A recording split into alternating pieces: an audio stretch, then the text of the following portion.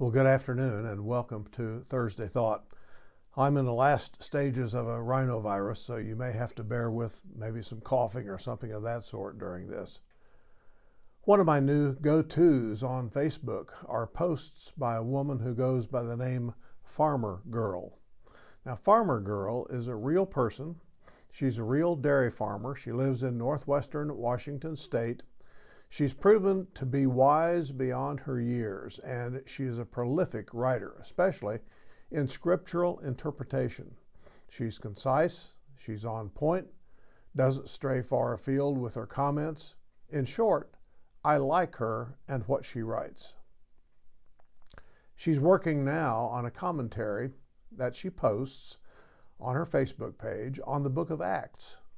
When she came to chapter 3, the chapter in which Peter and John healed the man lame from birth who was sitting at the temple gate begging, she had a question that I had never thought of.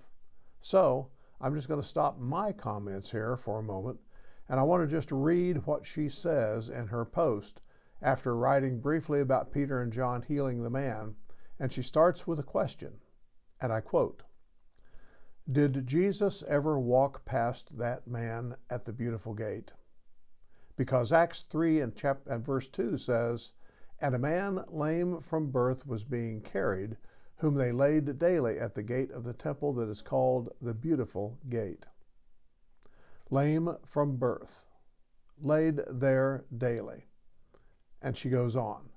This was not a new situation. This was not a man who slipped on the temple steps last week. He had never walked, not once. And every day someone carried him to that same spot at that same gate to ask for coins from people heading into the temple. Same gate, same stones, same outstretched hands, day after day after day. And she goes on. Now think about Jesus' ministry for a second.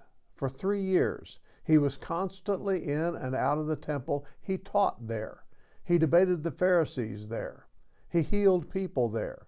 He went up for the feasts. He walked those same streets, those same steps, those same gates, which means it is very likely that at some point Jesus walked right past that man and he did not heal him. Okay, this is Jay again. I'm going to stop there for a moment to say something about that gate.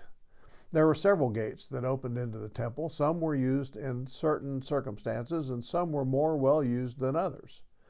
There was a gate, the south gate, that was the most used gate by the masses. Now, we don't know if it was called the Beautiful Gate, but it seems that a beggar would be placed at a gate where there would be the most traffic, and the south gate would be the one. Now, we don't know with unerring certainty if Jesus ever saw this beggar. However, the odds are stacked very high against anyone who would say that Jesus wasn't aware of the man or hadn't seen the man.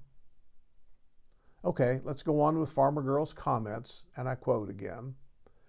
"That thought, the thought that Jesus may well have walked right by the man and did not heal him, feels a little uncomfortable. Because we like the idea that if Jesus sees a problem, he fixes it immediately. Like a divine emergency service. See problem, fix problem, move on. But that's not how Jesus' ministry actually worked.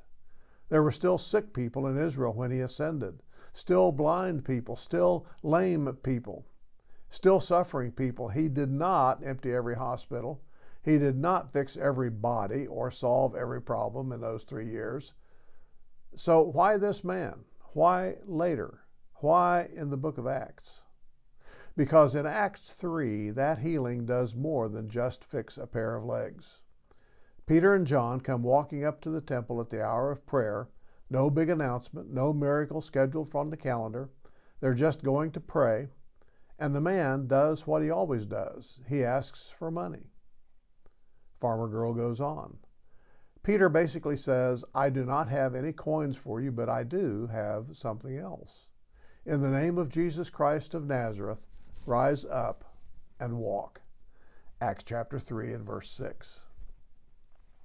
And suddenly, The man who has spent his whole life being carried is the one doing the walking, and not just walking, leaping, praising God, causing full-scale scenes in the temple courts.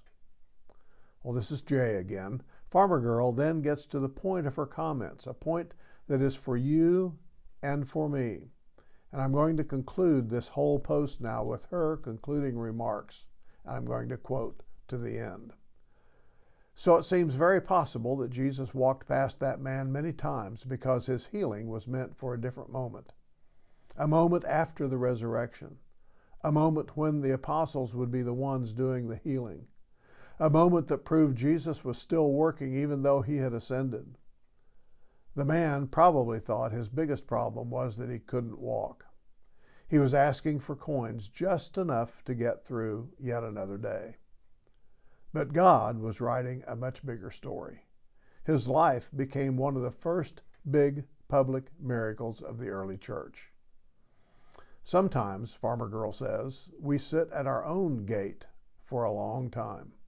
Same problem, same prayer, same situation, day after day. And we start to wonder if Jesus has just walked right past us. But Acts 3 reminds us that sometimes the miracle is not late.